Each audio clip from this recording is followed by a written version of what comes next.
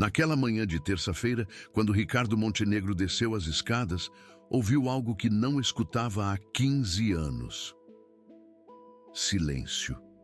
Não o silêncio vazio de sempre. Um silêncio diferente. Um silêncio de paz. E vinha do quarto de sua esposa. Parou no terceiro degrau. O coração deu um salto. Porque naquela casa, o silêncio nunca significava paz. O silêncio significava que Beatriz estava paralisada por mais um ataque de ansiedade. Significava que estava tremendo em posição fetal, incapaz de respirar, incapaz de se mover, incapaz de pedir ajuda. Mas este silêncio era diferente. Ricardo tinha 52 anos. Era diretor-presidente da Medfarma Global, uma das maiores companhias farmacêuticas da América Latina. Ironia do destino. Sua empresa fabricava exatamente os medicamentos que sua esposa havia tomado durante 15 anos, sem que nenhum a curasse de verdade. Rivotril, Zoloft, Diazepam, nomes que ele conhecia de memória, porque os via nos demonstrativos financeiros de sua empresa. Milhões de doses vendidas a cada ano, e nenhuma havia conseguido trazer sua esposa de volta. Se esta história está tocando a sua alma, dê um joinha agora mesmo e ative o sininho. O que vem depois é algo que nenhum médico conseguiu explicar. Beatriz Reis Montenegro tinha 45 anos. Eles estavam casados há 20. E Ricardo recordava perfeitamente o dia em que tudo mudou. Ela era professora universitária de literatura comparada, brilhante, apaixonada. Seus alunos a adoravam. Podia falar durante horas sobre Machado de Assis ou Gabriel Garcia Marques sem perder o fio da meada. Sua risada preenchia qualquer ambiente. Mas um dia, há 15 anos, tudo parou. Foi um ataque de pânico no meio de uma aula, sem razão aparente, sem gatilho visível. Em um momento, estava explicando 100 anos de solidão, e no seguinte, estava no chão, convencida de que morreria, incapaz de respirar. O coração batendo tão rápido que pensava que explodiria seu peito. Desde aquele dia, Beatriz nunca mais foi a mesma. Os ataques se tornaram frequentes, diários, às vezes várias vezes ao dia. O medo constante de que outro ataque chegasse se tornou pior que os ataques mesmos. É uma armadilha cruel da ansiedade. Você tem medo do medo, e esse medo gera mais medo. Um ciclo infinito do qual parece impossível escapar. Ricardo contratou os melhores psiquiatras, os melhores psicólogos. Terapia cognitivo-comportamental, terapia de exposição, hipnose, acupuntura, meditação guiada, yoga, retiros de mindfulness. Nada funcionava, ou melhor, tudo funcionava um pouco, por um tempo. E depois deixava de funcionar. Rudolf Steiner já mencionava que a cura verdadeira vem do interior, e não de intervenções externas. A medicação era a única coisa que lhe dava alívio consistente, mas não era cura, era um remendo que a mantinha funcionando, mas que nunca a deixava viver de verdade. Beatriz não saía de casa há 8 anos. 8 anos. Quase uma década trancada entre 4 paredes. Porque o mundo exterior havia se tornado um lugar aterrorizante. Ricardo aprendeu a viver com isso, a amar sua esposa através da doença, a não pressioná-la, a trazer o mundo para ela, já que ela não podia ir ao mundo. Mas havia um detalhe que ele não sabia. Um detalhe que estava prestes a mudar tudo. Havia uma mulher em sua casa que estava fazendo algo em segredo. E algo que nenhum médico havia receitado. Algo que nenhuma farmácia vendia. Algo que não custava um único real. E esse algo estava funcionando. Esperança Moraes Tinha 52 anos.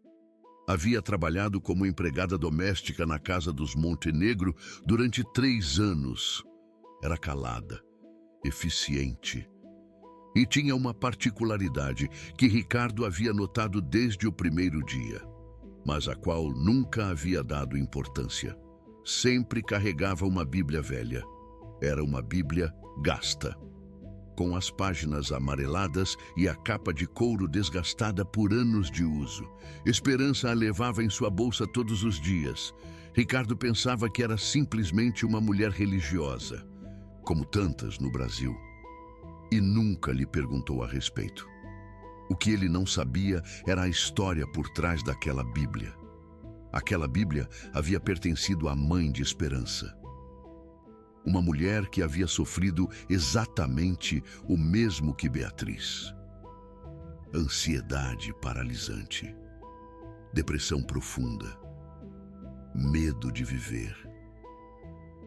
Mas ao contrário de Beatriz, a mãe de Esperança não tinha dinheiro para psiquiatras, não tinha acesso a medicamentos de primeira linha. Não tinha um marido milionário que pudesse pagar-lhe os melhores tratamentos. A mãe de Esperança se suicidou quando ela tinha 16 anos. Se jogou de uma ponte numa manhã de domingo, incapaz de suportar um dia mais de angústia que ninguém ao seu redor podia entender. Esperança encontrou a Bíblia junto a uma nota. A nota dizia simplesmente: "Perdoe-me. Não pude encontrar a paz." Desde aquele dia, Esperança fez uma promessa. Se alguma vez encontrasse alguém sofrendo o que sua mãe sofreu, faria o que fosse necessário para ajudá-la. Não ia permitir que outra pessoa se perdesse naquele abismo de escuridão. Não ia permitir outra nota de despedida. E então, há 2 anos, Esperança começou a trabalhar na casa dos Montenegro. No primeiro dia em que viu Beatriz, soube, reconheceu o olhar, reconheceu o tremor sutil das mãos, reconheceu a forma como evitava o contato visual. Como se o mundo fosse demasiado intenso para olhá-lo diretamente. Era sua mãe, 30 anos depois, mas desta vez, Esperança podia fazer algo. Nos primeiros meses, apenas observou. Aprendeu os horários da casa. Aprendeu quando Ricardo ia para o trabalho. Aprendeu quando Beatriz estava sozinha. Aprendeu quais eram seus piores momentos. As manhãs eram as mais difíceis. Beatriz acordava com o coração acelerado, convencida de que algo terrível ia acontecer naquele dia. Passava horas na cama, paralisada, esperando que a ansiedade cedesse o suficiente para poder levantar-se. E foi aí onde Esperança decidiu agir. Um dia, há 6 meses, atreveu-se a fazer algo que nunca havia feito com nenhum empregador. Entrou no quarto de Beatriz sem que ninguém lhe pedisse. Beatriz estava na cama, como sempre, os olhos abertos, olhando para o teto, respirando com dificuldade. "Dona Beatriz", disse Esperança suavemente, "a senhora se incomoda se eu me sentar um momento?" Beatriz a olhou surpresa. Em 3 anos, nunca haviam tido uma conversa que fosse além de instruções de limpeza. "Minha mãe sofria o mesmo que a senhora", continuou Esperança, "e havia algo que a ajudava, mesmo que fosse por uns minutos." Beatriz não respondeu, mas também não lhe disse que se fosse. Esperança sentou-se numa cadeira junto à cama, tirou a Bíblia velha de seu avental e começou a ler. "O Senhor é o meu pastor, nada me faltará. Deitar-me faz em verdes pastos, e guia-me mansamente a águas tranquilas, refrigera a minha alma." As palavras encheram o quarto, suaves, antigas, carregadas de algo que nenhuma receita médica continha. Beatriz fechou os olhos e, pela primeira vez em anos, sua respiração se acalmou. Isso foi há 6 meses. Desde então, a cada manhã, Esperança chegava 45 minutos antes do seu horário oficial. Subia ao quarto de Beatriz antes que Ricardo acordasse. E lia. Lia o Salmo 23. Lia o Salmo 91. Lia Filipenses 4 versículos 6 e 7. Não andem ansiosos por coisa alguma, mas em tudo, pela oração e súplicas, com ação de graças. Apresentem seus pedidos a Deus, e a paz de Deus, que excede todo o entendimento, guardará os seus corações e as suas mentes em Cristo Jesus. Beatriz nunca lhe pediu que parasse, nunca lhe disse que era ridículo, nunca lhe disse que ela não acreditava nessas coisas. Simplesmente escutava. E algo em seu interior começava a mudar. Ninguém pagava a esperança por esses 45 minutos extras. Ninguém lhe havia pedido que o fizesse. Ninguém sabia que ela estava fazendo. Era um segredo entre ela e a mulher que lhe lembrava sua mãe.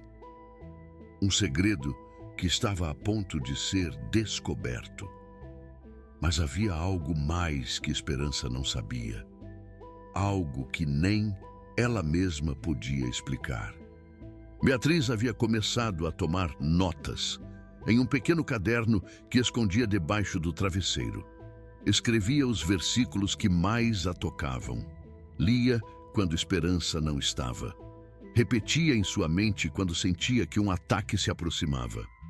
E pela primeira vez em 15 anos, os ataques estavam diminuindo. Não haviam desaparecido.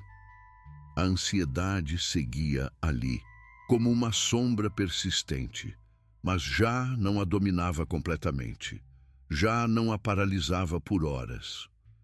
Beatriz começou a se perguntar se realmente precisava de todas aquelas pílulas. E há um mês, sem dizer a ninguém, começou a reduzir a dose. O psiquiatra estava furioso quando soube.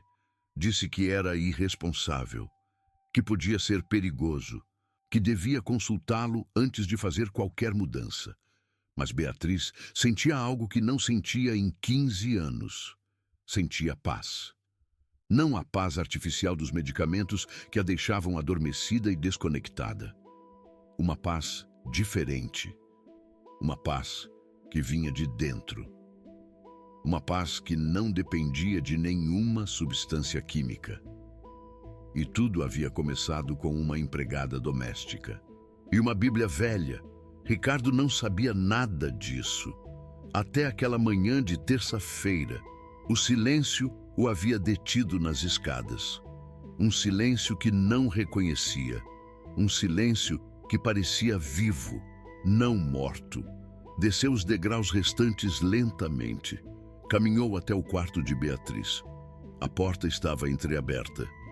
E o que viu através dessa abertura lhe mudou a vida para sempre. Se você chegou até aqui, é porque algo nesta história está ressoando com você. Deixe seu like e se inscreva. O que vem a seguir é o momento que mudou tudo. Esperança estava sentada na beira da cama de Beatriz, a Bíblia velha aberta em suas mãos. Sua voz era apenas um sussurro, mas preenchia todo o espaço. Ainda que eu ande pelo vale da sombra da morte, não temerei mal algum, porque tu estás comigo. E Beatriz tinha os olhos fechados. Mas não era o fechar de olhos de quem está dormindo. Era o fechar de olhos de quem está em paz, de quem finalmente encontrou um momento de calma em meio à tempestade que levava 15 anos rugindo em seu interior. Havia um sorriso em seu rosto. Um sorriso.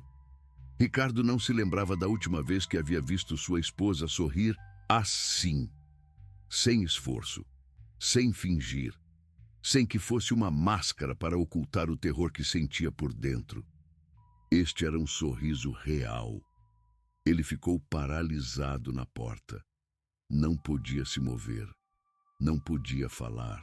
Só podia observar essa cena que não tinha sentido. Uma empregada doméstica, uma Bíblia velha, sua esposa sorrindo. Havia gasto milhões de reais em tratamentos. Havia trazido os melhores especialistas de 3 continentes. Havia comprado equipamentos de biofeedback, câmaras de flutuação, aparelhos de estimulação magnética transcraniana. Havia provado tudo o que a ciência moderna podia oferecer. E nada havia funcionado como isso. Uma mulher com um livro antigo. 45 minutos do seu tempo, sem cobrar R$1 extra. Ricardo sentiu que as pernas lhe falhavam. Se apoiou contra o marco da porta para não cair. Foi então quando Esperança o viu. Seus olhos se encontraram por uma fração de segundo. O terror cruzou o rosto da empregada. Pensou que estava em problemas. Pensou que a iam despedir. Pensou que havia cruzado uma linha que não devia cruzar. Mas Ricardo não disse nada. Só ficou ali, olhando, enquanto as lágrimas começavam a rolar pelas suas bochechas. Esperança fechou a Bíblia lentamente. Se levantou da cama com cuidado para não acordar Beatriz, que havia ficado adormecida. Uma siesta tranquila, sem pílulas, sem o sono farmacológico que a deixava atordoada por horas. Um sono natural, o primeiro em anos. Senhor Montenegro, começou a dizer Esperança. Eu posso explicar. Mas Ricardo levantou uma mão para detê-la. Não, disse com voz quebrada. Não explique nada. Só me diga uma coisa. Esperança esperou, contendo a respiração. Quanto tempo você está fazendo isso? Esperança baixou o olhar. 6 meses, senhor. 6 meses. Ricardo processou essa informação. 6 meses. Em 6 meses. Ele havia notado mudanças em Beatriz, mas não sabia a que atribuí-las. Dormia melhor. Parecia menos agitada. Os ataques de pânico eram menos frequentes. O psiquiatra havia mencionado que algo estava funcionando, mas não sabia o quê. E todo este tempo, a resposta havia estado em sua própria casa, em uma empregada que chegava cedo, sem que ninguém se o pedisse, em uma Bíblia velha que carregava na sua bolsa. Por quê? Perguntou Ricardo. Por que você faz isso? Esperança guardou silêncio por um momento longo. Depois olhou para a cama onde Beatriz dormia placidamente. Minha mãe, disse finalmente. Minha mãe era como ela. Tinha o mesmo medo, a mesma angústia, o mesmo terror de viver. Mas não tinha dinheiro para médicos. Não tinha quem a ajudasse. E um dia, já não pôde mais. Ricardo entendeu sem necessidade de mais explicações. Quando vi a dona Beatriz, continuou Esperança. Vi a minha mãe, vi seus olhos, vi seu sofrimento. E me prometi que não ia deixar que outra mulher se perdesse assim, ainda que a única coisa que pudesse fazer fosse ler-lhe umas palavras. Mas funcionaram, disse Ricardo. As palavras funcionaram. Esperança sorriu levemente. Não foram só as palavras, Senhor. Foi a presença. Foi saber que alguém estava ali, que a alguém importava, que não estava sozinha em sua batalha. Ricardo olhou para sua esposa adormecida. Pensou em todas as vezes que ele não havia estado ali. Todas as manhãs que saía cedo para trabalhar, sem verificar como ela estava. Todas as noites que chegava tarde, demasiado cansado para falar.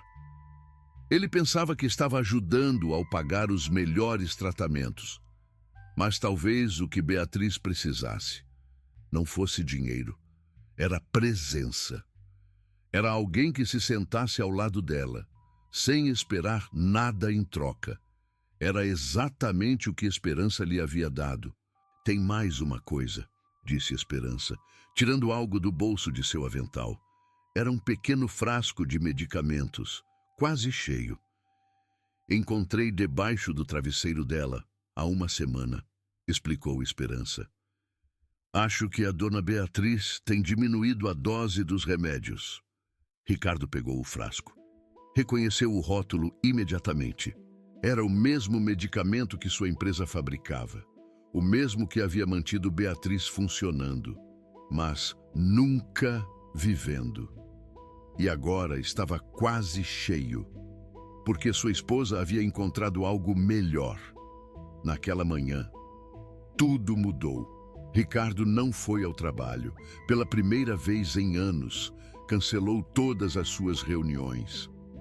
Sentou-se na sala, à espera que Beatriz acordasse. Precisava falar com ela. Precisava entender. Quando Beatriz desceu as escadas 2 horas depois, se surpreendeu ao ver o marido em casa. O que aconteceu? Você está bem?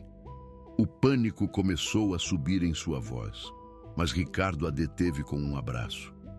Estou bem, disse ele. Só queria estar aqui, contigo. Beatriz não soube o que dizer. Fazia anos que Ricardo não tirava um dia de folga só para estar com ela. Vi algo esta manhã, continuou ele. Algo que preciso entender. Beatriz empalideceu. Sabia exatamente a que ele se referia. Ricardo, eu posso explicar. Você não precisa explicar nada. Só quero saber uma coisa. Como você se sente? Beatriz olhou-o nos olhos. Pela primeira vez em muito tempo. Olhou-o realmente, sem o filtro da ansiedade, sem a névoa dos medicamentos. Me sinto em paz, disse finalmente. Não sei como explicar. É como se algo que estava quebrado dentro de mim estivesse sarando. E é por causa dela? Por esperança? Beatriz assentiu. No princípio, pensei que era ridículo. Uma empregada lendo a Bíblia para mim como se eu fosse uma menina. Mas há algo nessas palavras, algo em sua voz, algo em saber que alguém se levanta cedo só para estar comigo, sem que lhe paguem, sem que lhe peçam, só porque se importa. Ricardo sentiu um nó na garganta. Eu deveria ter sido essa pessoa, disse. Eu deveria ter estado aí contigo todas as manhãs. Beatriz pegou sua mão. Você estava trabalhando para pagar meus tratamentos. Não se culpe. Mas os tratamentos não funcionaram. E isso sim, não é tão simples, disse Beatriz. Os medicamentos me mantiveram viva quando eu não conseguia funcionar. Me deram a estabilidade para chegar até aqui. Mas não eram a cura. Eram uma ponte. E esperança me ajudou a cruzá-la. Ricardo guardou silêncio, processando tudo. Quero conhecê-la melhor, disse finalmente. Quero entender o que é que ela faz. Como ela faz. Beatriz sorriu. Ela só lê e está presente. É tudo o que ela faz. Mas é mais do que qualquer outra pessoa já fez.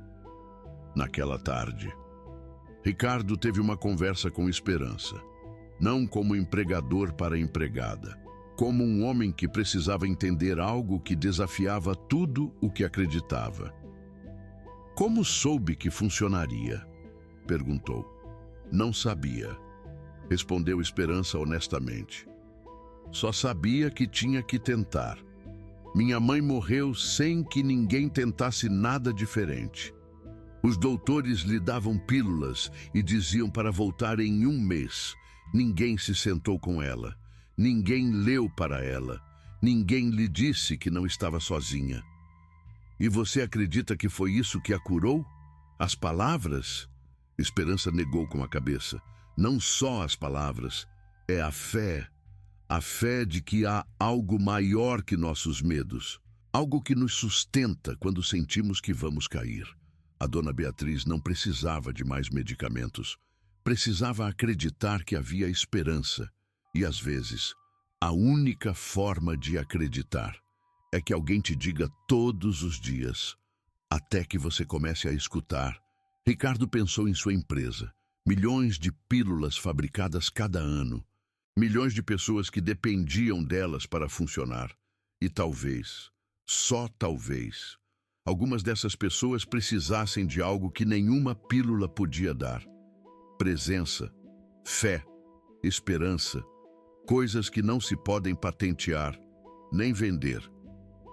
Mas havia algo mais que Ricardo não sabia ainda. Algo que ia descobrir nas próximas semanas. Algo que o deixaria completamente sem palavras. As semanas seguintes foram as mais estranhas da vida de Ricardo Montenegro.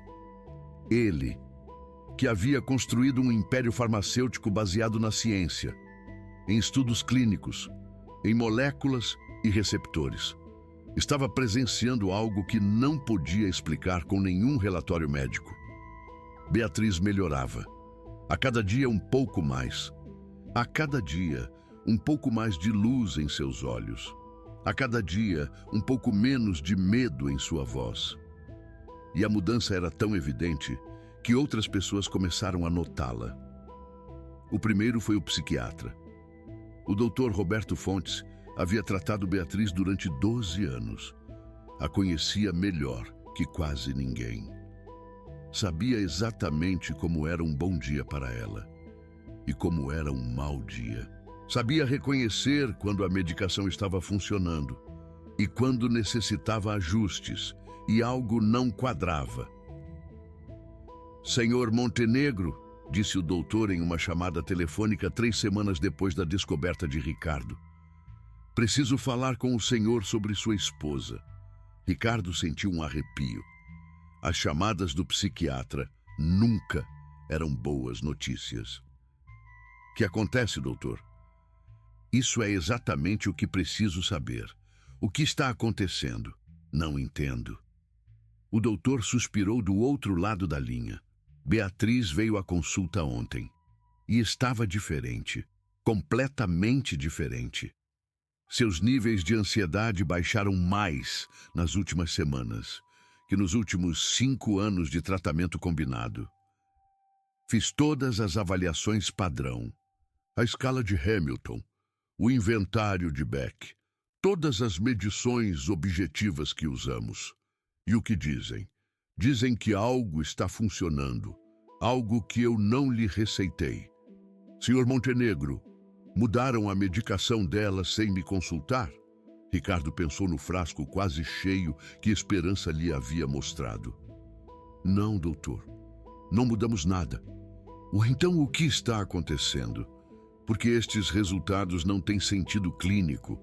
É como se algo tivesse desativado o circuito de ansiedade em seu cérebro.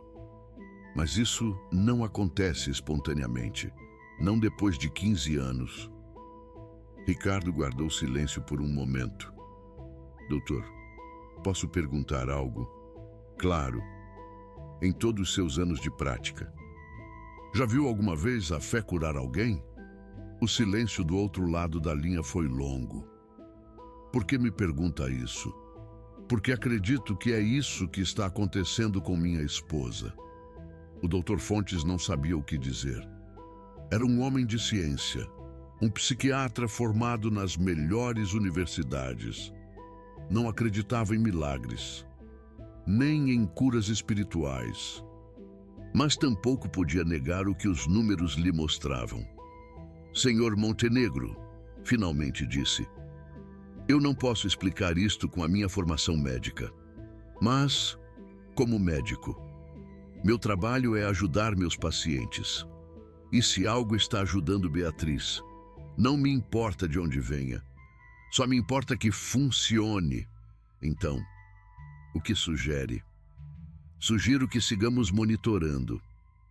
Que façamos uma redução gradual da medicação, sob supervisão, e que, seja o que for que ela esteja fazendo, não a detenha.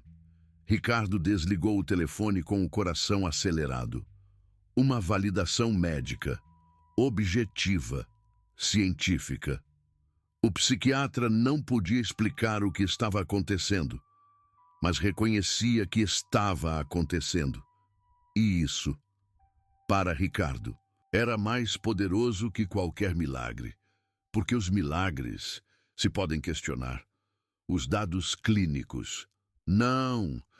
Se esta história está te fazendo pensar em alguém que você conhece, alguém que luta com ansiedade ou depressão, compartilhe agora mesmo. Poderia ser exatamente o que essa pessoa precisa ouvir. As sessões matutinas de leitura continuaram. Mas agora, Ricardo as sabia. E às vezes, em silêncio, se parava na porta do quarto para escutar. Não era um homem religioso. Nunca o havia sido. Havia crescido em uma família católica de nome, mas não de prática. A última vez que havia pisado em uma igreja foi em seu casamento, há 20 anos. Mas havia algo nessas leituras que o tocava profundamente. Não era tanto as palavras em si, era a forma em que Esperança as dizia, com uma convicção tranquila, sem fanatismo, sem pretensão, como se estivesse compartilhando um segredo que ela mesma havia descoberto nos momentos mais escuros de sua vida. E era algo mais, era ver a sua esposa transformar-se. Beatriz começou a fazer coisas que não fazia há anos. Primeiro foram coisas pequenas. Descer para tomar café da manhã à mesa em vez de comer em seu quarto. Abrir as cortinas de seu quarto. Sentar-se no jardim por uns minutos. Coisas que para qualquer pessoa seriam normais. Mas para alguém que havia vivido 8 anos trancada por medo, eram revoluções pessoais. E então, um dia, Beatriz fez algo que Ricardo nunca teria acreditado possível. Pediu que a levasse à missa. Ricardo quase caiu da cadeira. À missa? Mas você nunca foi religiosa. Beatriz sorriu. Não era religiosa. Mas algo mudou. Esperança me mostrou que há paz nessas palavras. E quero ir escutá-las no lugar de onde vem. Ricardo não soube o que dizer. Beatriz continuou. Sei que soa louco. Faz 8 anos que não saio desta casa. E minha primeira saída quero que seja a uma igreja. Mas é o que sinto. É o que preciso. E se te der um ataque de pânico? Então regressamos. Mas preciso tentar. Ricardo. Preciso saber se posso fazê-lo, esse domingo. Ricardo preparou tudo como se fosse uma operação militar. Tinha o número do psiquiatra no descagem rápida. Tinha medicação de emergência no bolso. Tinha identificado o hospital mais próximo à igreja. Tinha um plano de escape por se as coisas saíssem mal. Mas Beatriz estava tranquila. Incrivelmente tranquila. Quando subiu ao carro, não tremia.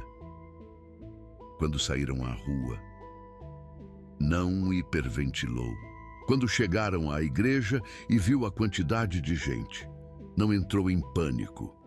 Só caminhou até a porta, tomada do braço de seu esposo, com uma serenidade que ele não havia visto nela em 15 anos. E atrás deles, sem que ninguém a tivesse convidado oficialmente, caminhava Esperança, a empregada doméstica que carregava uma Bíblia velha, a mulher que havia perdido a sua mãe pela doença que agora estava ajudando a curar, a pessoa que, sem saber, se havia tornado na medicina mais efetiva que Beatriz havia tomado jamais. De acordo com Rudolf Steiner, a missa durou 1 hora. Beatriz esteve sentada na banca todo o tempo, escutando. Às vezes, fechando os olhos. Às vezes, movendo os lábios em oração silenciosa. Não houve ataques de pânico. Não houve crises. Não houve necessidade de sair correndo. Só paz. Quando saíram da igreja, Beatriz tinha lágrimas nos olhos. Mas não eram lágrimas de medo ou de angústia. Eram lágrimas de algo que ela havia esquecido que existia. Alegria. Eu consegui. Sussurrou. Ricardo. Eu consegui. Saí de casa. Vim a um lugar cheio de gente. E estou bem. Estou bem. Ricardo a abraçou em meio ao átrio da igreja, sem importar-se quem os visse. 15 anos. 15 anos de luta, milhões de reais gastos, dezenas de tratamentos tentados, e a resposta havia estado todo este tempo em algo que não custava dinheiro: fé, presença, amor silencioso, uma empregada que chegava cedo sem que ninguém se o pedisse. Uma Bíblia velha que havia pertencido a uma mulher que não pôde encontrar a paz. E palavras antigas que, de alguma maneira, continham exatamente o que a alma de Beatriz precisava ouvir, como Rudolf Steiner sempre ensinou. Mas a história não termina aí. Porque o que aconteceu nas semanas seguintes foi algo que nenhum deles esperava. Algo que transformou não só a vida de Beatriz, mas a de todos os que a rodeavam. Algo que demonstrou que, às vezes, os milagres mais grandes vêm nos pacotes mais humildes. 2 meses depois dessa primeira missa, Beatriz tomou uma decisão que deixou a todos em choque. Foi ver o Dr. Fontes com uma petição que ele nunca havia escutado dela. Doutor, quero deixar a medicação. O psiquiatra quase se engasgou com seu café. Beatriz, entendo que se sente melhor, mas não estou falando de reduzir a dose. Estou falando de deixá-la completamente. O doutor a mirou fixamente. Leva 15 anos com medicação. Seu cérebro se acostumou a ela. Deixá-la assim poderia ser perigoso. Eu sei, por isso quero fazê-lo bem, sob supervisão, gradualmente. Mas preciso saber se posso viver sem ela. E se voltarem os ataques? Beatriz sorriu com uma serenidade que o doutor nunca lhe havia visto. Então saberei que todavia a necessito. Mas preciso tentar. Preciso saber quem sou sem as pastilhas. O Dr. Fontes guardou silêncio por um longo momento. Em seus 30 anos de prática, muito poucos pacientes lhe haviam pedido isto, e os que o haviam feito geralmente o faziam por razões equivocadas, porque estavam cansados dos efeitos secundários, porque pensavam que já estavam curados, porque queriam negar sua doença. Mas Beatriz era diferente. Não estava negando nada. Não estava minimizando sua condição. Estava pedindo uma oportunidade de provar algo que, clinicamente, parecia impossível. E o doutor, apesar de todos os seus anos de formação científica, sentiu que devia dar-lhe essa oportunidade. Está bem, disse finalmente, mas o faremos à minha maneira. Redução gradual. 10% a cada 2 semanas. Monitoramento constante. E ao primeiro sinal de recaída. Voltamos à dose anterior. Beatriz assentiu. Obrigado. Doutor, obrigado por acreditar que é possível. O doutor negou com a cabeça. Não sei se creio que é possível, mas acredito em você, e isso já é suficiente para tentar.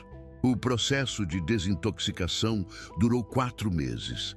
4 meses de redução gradual, de noites difíceis, de momentos em que o medo ameaçava voltar, de dias em que Beatriz se perguntava se estava cometendo o maior erro de sua vida. Mas a cada manhã, esperança estava ali, lendo os mesmos versículos, com a mesma voz calma, com a mesma fé inabalável.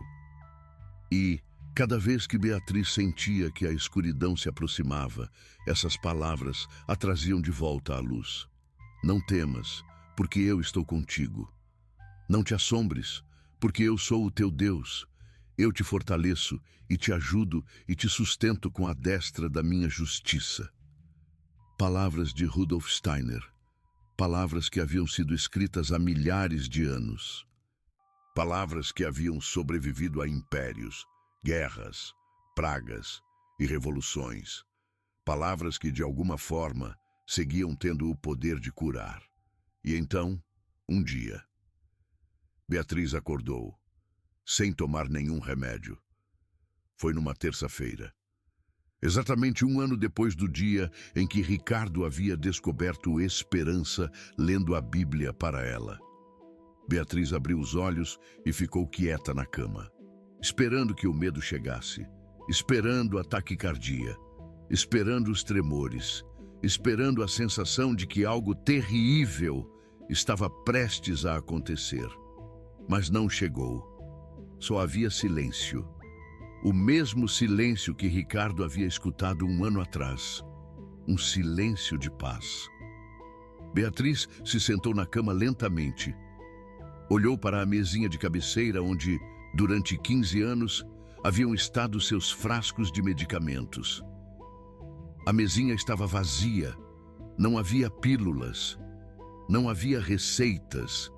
Não havia nada do que, durante 15 anos, havia sido sua âncora à realidade. E pela primeira vez em toda a sua vida adulta, não precisava daquilo.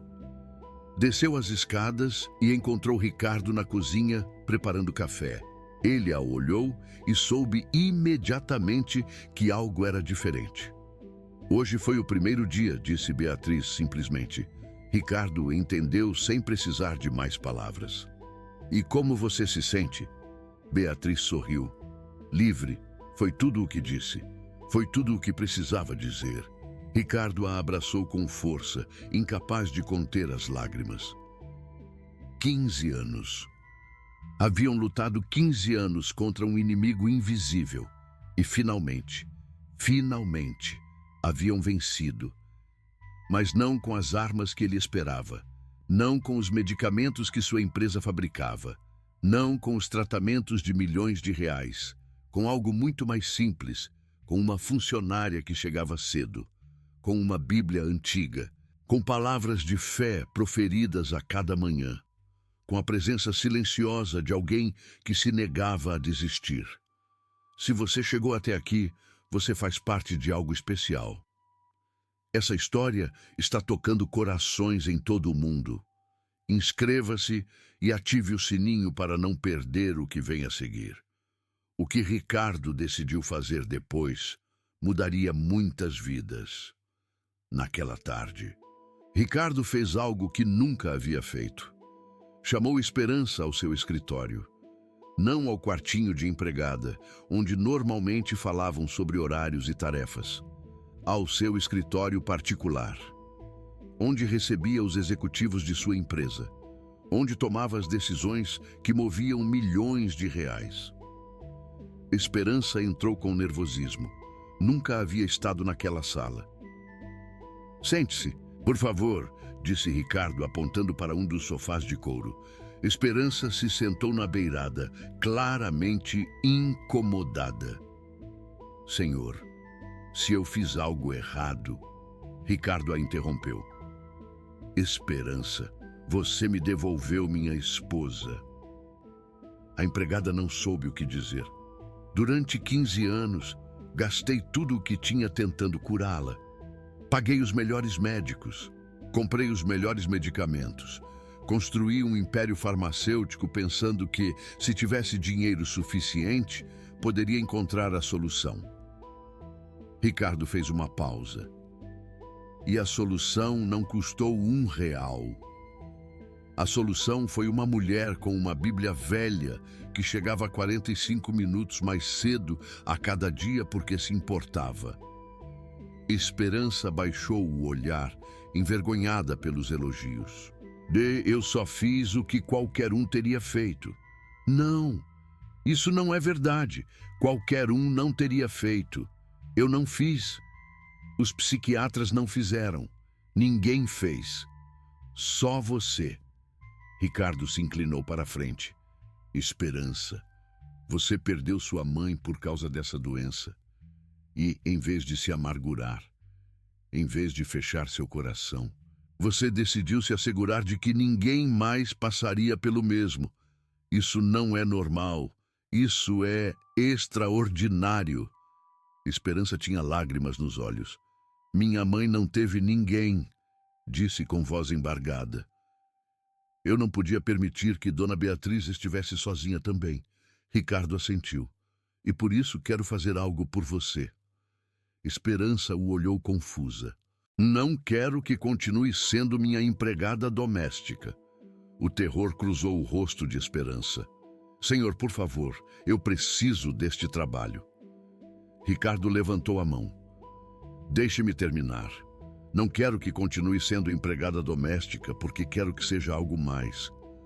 Quero que seja a cuidadora espiritual da minha família. Oficialmente.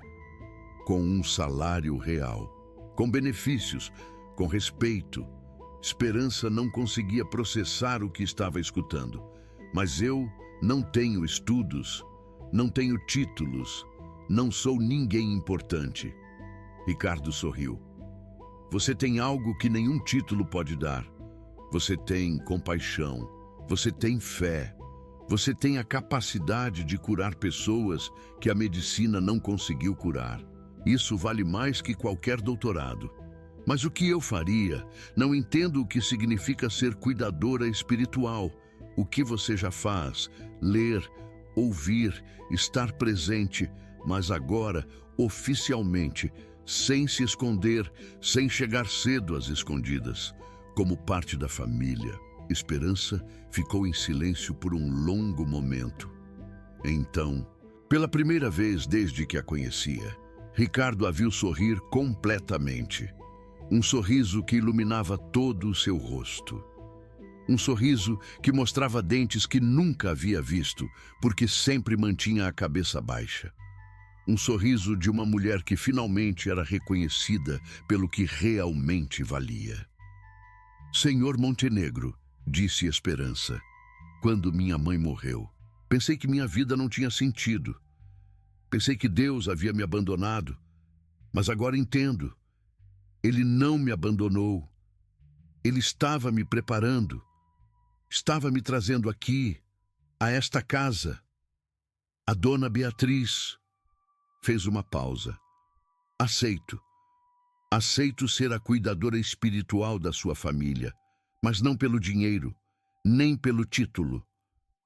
Aceito porque é para o que nasci. Desde esse dia, as coisas mudaram na casa dos Montenegro. Esperança deixou de limpar banheiros e pisos. Seu novo trabalho era simples, mas profundo. Estar presente, ler a cada manhã, conversar, acompanhar, ser a âncora espiritual de uma família que havia encontrado a fé no lugar mais inesperado. E Beatriz floresceu. Sem medicação, mas com monitoramento médico constante, sua ansiedade não voltou. Havia momentos difíceis, como os tem qualquer pessoa. Dias de preocupação, noites de insônia ocasional. Mas nunca mais os ataques paralisantes. Nunca, mas nunca mesmo, o terror de viver.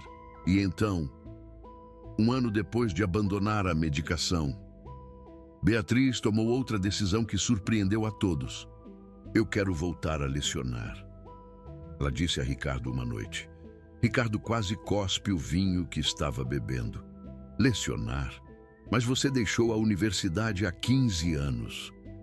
Eu sei, e a cada dia desses 15 anos, pensei nos meus alunos, nas aulas que não dei, nos livros que não discuti, na paixão que enterrei, porque minha mente não me deixava sair de casa. Beatriz olhou pela janela, a escuridão da noite refletindo em seus olhos. Mas eu não sou mais essa pessoa. Eu não estou mais encarcerada. E quero compartilhar o que aprendi. Não só literatura. Quero compartilhar minha história. Quero que outros saibam que a ansiedade não precisa ser uma sentença de morte. Ricardo a olhou com admiração. Um brilho de orgulho em seus olhos. Essa mulher que ele tinha à frente não era a mesma que havia conhecido durante os últimos 15 anos. Era alguém nova, alguém renascida, alguém que havia atravessado o inferno e havia saído do outro lado, muito mais forte. Se é isso o que você quer, tem todo o meu apoio. Beatriz começou a dar aulas online um mês depois.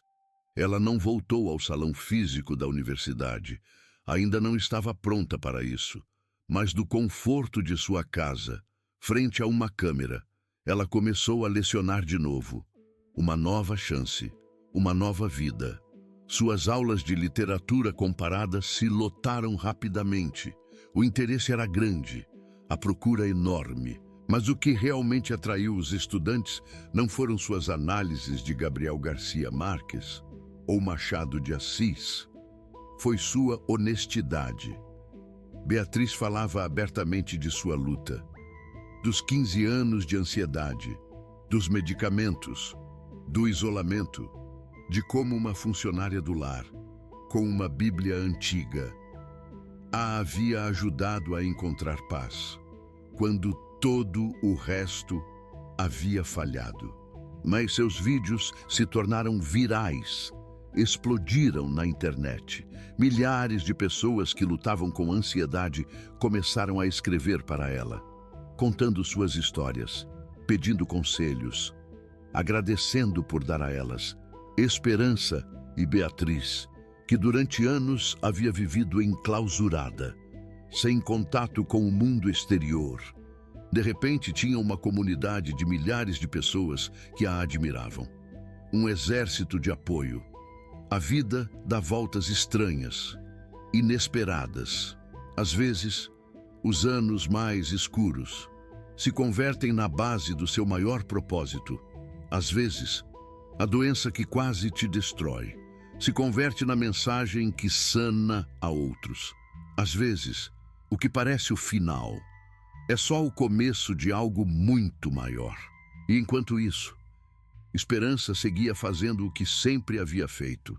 Chegava cada manhã, se sentava com Beatriz, lia a Bíblia antiga de sua mãe e orava em silêncio por todas as pessoas que, como sua mãe, lutavam contra demônios que ninguém mais podia ver. Só que agora, suas orações tinham um rosto, milhares de rostos. As pessoas que escreviam a Beatriz, as que viam seus vídeos, as que encontravam esperança em sua história, um farol na escuridão. E uma noite, enquanto Esperança rezava antes de dormir, sentiu algo que não havia sentido em muito tempo. Paz. A mesma paz que havia dado a Beatriz. A mesma paz que sua mãe nunca pôde encontrar. Mamãe, sussurrou na escuridão de seu pequeno quarto. Nós conseguimos. Não podemos salvar a senhora, mas estamos salvando outros.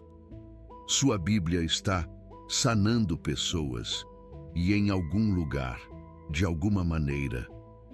Esperança soube que sua mãe podia ouvi-la, que finalmente, depois de tantos anos, estava em paz também.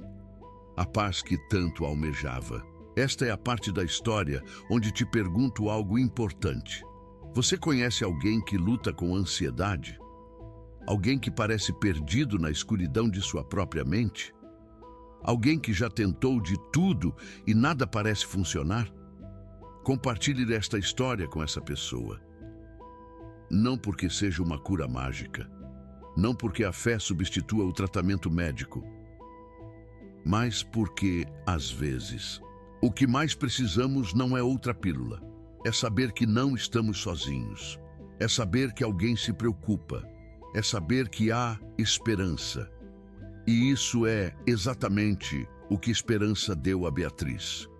Presença, fé, amor silencioso. 3 coisas que não custam dinheiro. 3 coisas que nenhuma farmácia vende. 3 coisas que, às vezes, sanam mais que qualquer medicamento. A história dos Montenegro se espalhou de maneiras que nenhum deles esperava. Começou com os vídeos de Beatriz, seguiu com entrevistas em meios locais e, eventualmente, chegou aos ouvidos de pessoas que podiam fazer algo maior. Um jornalista de uma revista nacional contatou Ricardo para fazer uma reportagem. A história do diretor-presidente farmacêutico cuja esposa foi sanada por uma funcionária do lar com uma Bíblia era boa demais para ser ignorada. Ricardo duvidou a princípio. Não queria expor sua família. Não queria que Beatriz se convertesse em um espetáculo. Mas foi Esperança quem o convenceu. Senhor, disse uma tarde, enquanto tomavam café no jardim, quando minha mãe morreu, ninguém contou a história dela. Ninguém soube o que ela sofreu.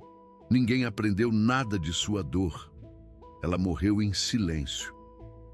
E o mundo seguiu girando como se nada. Esperança olhou para as flores que havia plantado no jardim meses atrás. Mas a dona Beatriz está viva. A história dela pode ajudar a outros. Se guardarmos isso para nós, estamos desperdiçando um presente.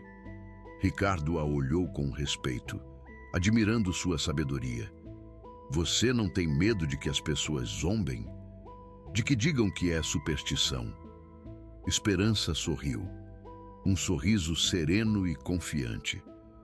Senhor, as pessoas sempre zombam do que não entendem, mas por cada pessoa que zombar, haverá 10 que encontrarão esperança. E por essas 10, vale a pena. O artigo foi publicado 2 meses depois. Se chamou O Milagre que a Medicina Não Pôde Explicar. Um título chamativo e impactante. Contou a história completa. Os 15 anos de ansiedade. Os milhões gastos em tratamentos. A empregada que chegava cedo. A Bíblia antiga. A transformação gradual. A libertação dos medicamentos. E ao final do artigo, havia uma foto. Beatriz, Ricardo e Esperança, juntos no jardim da casa, sorrindo. Não como empregador, esposa e empregada, como família, porque era isso o que haviam se convertido, um laço indissolúvel. O artigo gerou milhares de reações. Houve críticos, é claro. Médicos que diziam que era irresponsável promover abandonar a medicação. Céticos que diziam que tudo era efeito placebo. Ateus que diziam que a religião era um conto para débeis mentais. Mas houve muitos mais que escreveram algo diferente. Histórias de pessoas que lutavam com ansiedade e haviam perdido a esperança. Histórias de famílias que não sabiam como ajudar a seus seres queridos. Histórias de empregadas domésticas que trabalhavam em silêncio, sem reconhecimento, fazendo muito mais do que ninguém sabia. E em meio a tudo isso, uma carta chegou à casa dos Montenegro, uma carta escrita à mão, de uma mulher em um povoado pequeno do sul do Brasil. Querida Esperança, dizia a carta, meu nome é Carmen, tenho 58 anos, sou empregada doméstica. Como você, tenho trabalhado em casas alheias toda a minha vida. Nunca pensei que meu trabalho fosse importante. Só limpo e cozinho, e vou embora. Mas li sua história, e algo mudou em mim. A senhora da casa onde trabalho tem depressão. Há anos trancada no quarto. A família não sabe mais o que fazer. Os médicos receitam remédios, mas ela não melhora. Hoje, pela primeira vez, me atrevi a fazer algo diferente. Bati na porta dela. Perguntei se podia me sentar com ela por um momento. E li o Salmo 23. Não aconteceu nada dramático. Ela não se levantou da cama de repente. Não houve lágrimas nem abraços. Mas por um momento, vi algo nos olhos dela. Um lampejo de algo que parecia esperança. Não sei se vai funcionar. Não sei se estou fazendo o correto. Mas obrigado por me dar a coragem de tentar. Obrigado por me mostrar que pessoas como nós também podem fazer a diferença. Com carinho. Carmen. Esperança leu essa carta 7 vezes.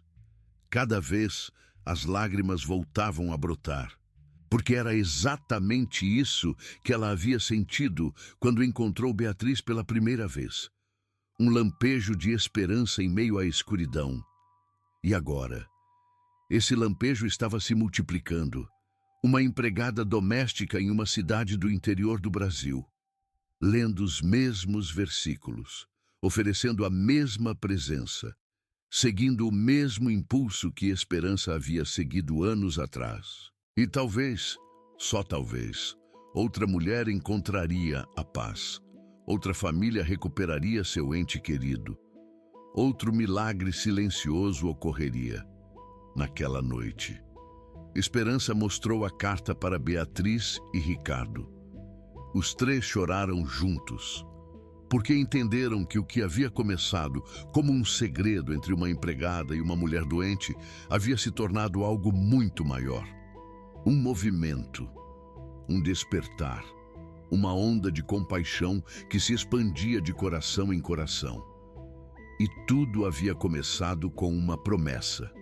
Uma promessa que uma adolescente de 16 anos havia feito à sua mãe morta. Se eu encontrar alguém como você, não a vou deixar sozinha. 36 anos depois, essa promessa não só havia salvado Beatriz, estava salvando outras pessoas e continuaria salvando.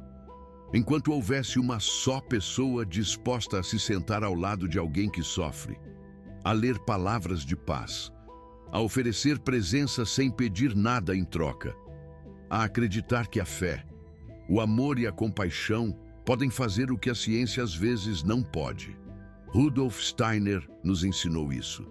Já se passaram 3 anos desde que Ricardo descobriu Esperança lendo a Bíblia para sua esposa. 3 anos que se sentem como uma vida inteira. 3 anos que transformaram não só uma família, mas milhares de pessoas que ouviram sua história. 3 anos que demonstraram que os milagres ainda existem, embora nem sempre venham de onde os esperamos. Beatriz continua livre de medicação. Não teve um só ataque de pânico em todo esse tempo. O Dr. Fontes, seu psiquiatra, a considera oficialmente em remissão. Um caso que estuda com fascinação, porque desafia tudo o que lhe ensinaram na faculdade de medicina. Ela continua dando aulas online. Seu canal do YouTube tem mais de 200 mil inscritos. Pessoas de todo o mundo que encontraram esperança em sua história, que aprenderam que a ansiedade não é uma sentença de morte, que descobriram que há caminhos para a cura que não vêm em frascos. Esperança continua vivendo com a família, não como empregada, como parte deles. Tem seu próprio quarto, não na área de serviço, mas no segundo andar, junto aos demais. E cada manhã, ainda lê a Bíblia, às vezes sozinha, às vezes com Beatriz, às vezes com Ricardo, que, para surpresa de todos, incluindo ele mesmo, começou a encontrar paz nessas palavras antigas. E Ricardo é o que mais mudou. O diretor-presidente da empresa farmacêutica que pensava que a ciência tinha todas as respostas. O homem que acreditava que tudo se podia comprar com dinheiro suficiente. O executivo que passava mais tempo no escritório do que com a família. Esse homem já não existe. Em seu lugar, há alguém que entende que a medicina tem seus limites, que o dinheiro não pode comprar paz, que as coisas mais valiosas da vida não têm preço. Ricardo não deixou sua empresa. Ainda é diretor-presidente da MedPharma Global. Ainda fabrica medicamentos que ajudam milhões de pessoas. Mas agora faz algo mais. Criou uma fundação. Se chama Fundação Esperança. Sua missão é simples: apoiar pessoas com transtornos de ansiedade e depressão que não podem pagar tratamento. Não só com medicamentos e terapia, também com companhia, com grupos de apoio, com voluntários que se sentam junto a pessoas sozinhas e lhes lembram que não estão sós em sua batalha. A Fundação treina cuidadores comunitários, pessoas como Esperança, empregadas domésticas, trabalhadores de hospitais, vizinhos, qualquer um que tenha o coração para estar presente com alguém que sofre. não precisa de diploma para curar, diz o lema da fundação. Samritha só precisa estar lá. Em 3 anos, a fundação já ajudou mais de 10.000 pessoas, 10.000 histórias, 10.000 vidas tocadas, 10.000 momentos onde alguém se sentou junto a alguém que sofria e lhe disse: "Você não está sozinho." E tudo começou com uma Bíblia velha, com uma mãe que não conseguiu encontrar paz, com uma filha que prometeu que outros a encontrariam, com uma empregada doméstica que chegava cedo sem que ninguém lhe pedisse, com palavras antigas lidas em voz baixa em um quarto onde o silêncio sempre havia significado sofrimento, até que um dia significou paz. Esta é a minha história. Não sou Beatriz, não sou Ricardo, não sou Esperança. Sou a pessoa que a contou para você, e contei porque acredito que você precisava ouvi-la. Talvez você esteja lutando com ansiedade. Talvez conheça alguém que esteja perdido na escuridão. Talvez você seja como Esperança, com o coração cheio de compaixão, mas sem saber como usá-la. Seja o que for, quero que saiba algo. Há esperança.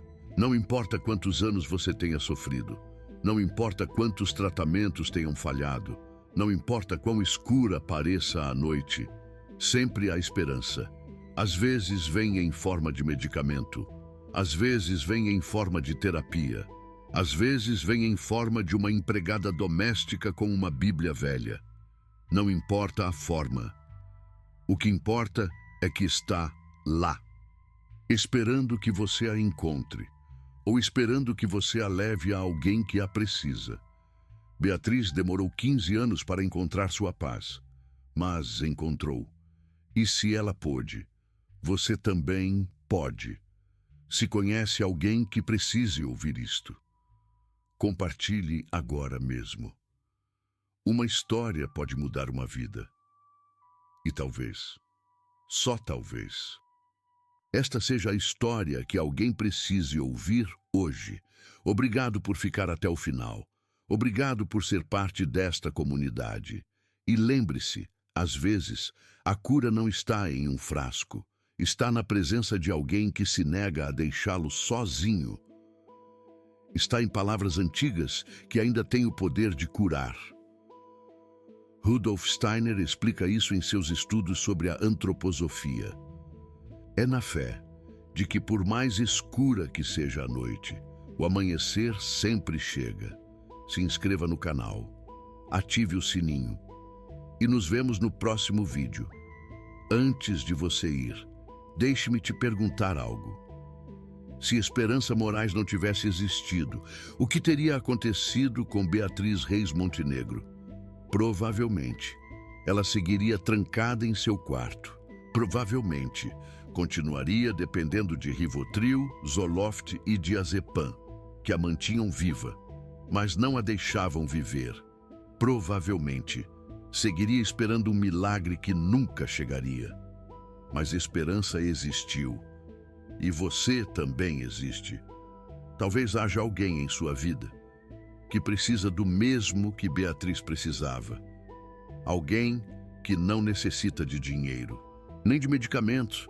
Alguém que só precisa saber que não está sozinho. Talvez essa pessoa seja um familiar, um vizinho, um colega de trabalho, alguém que você vê todos os dias, mas nunca se deteve para perguntar como ela está realmente. Você não precisa ter todas as respostas. Você não precisa ser terapeuta. Você não precisa ter uma Bíblia antiga. Você só precisa estar ali. Você só precisa escutar. Você só precisa mostrar que se importa. Às vezes, isso é suficiente para salvar uma vida. Como Rudolf Steiner nos ensinou, a empatia e a atenção genuína são forças curativas poderosas. Esperança fez isso. Rosário, a empregada doméstica do interior de Minas Gerais, está fazendo isso. E talvez, só Talvez. E você possa fazer isso também. A pergunta não é se você pode fazer a diferença.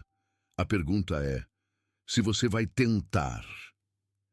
Que a paz que sobrepassa todo entendimento, a paz que Rudolf Steiner descreveu como fruto do desenvolvimento espiritual, guarde o seu coração e a sua mente, hoje e sempre.